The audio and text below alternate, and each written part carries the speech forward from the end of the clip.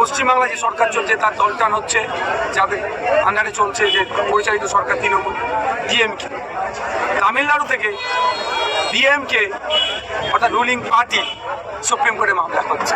তো মমতা ব্যানার্জি 90,000 প্রায় 90,000 অফিসার দিয়ে দ্রুততার সাথে এসআইআর করার জন্য সহমত পোষণ করলে, আর গল্প শোনাচ্ছে পাবলিক ডোমিন এই করবে সেই করবে, এই দিশারিটা করতে বারণ করুন। সেই কথাই আছে না, পরের বাড়ির পিসি এই মাসি আর বোনের বাড়ির পিসি সেই করছে, যেই সাপে কামড়াচ্ছে ওই ওজায় থাকছে। বিধানসভায় রেজুলেশন পাস করাচ্ছে না কেন? কেরলতে বিধানসভায় রেজুলেশন পাস করিয়েছে, তাহলে করছে না কেন? গল্প হচ্ছে নিয়ে এক কথায় কি বলবেন সাধারণ মানুষ সচেতনতা? আতঙ্কিত হবেন না। পলিটিক্যাল এসআইআর আমরা চরম বিরোধী। সংবিধানকে মান্যতা দিয়ে যে এসআইআর হবে আমরা সেটাকে অপেক্ষা করতে পারবো না। আতঙ্কিত হবেন না।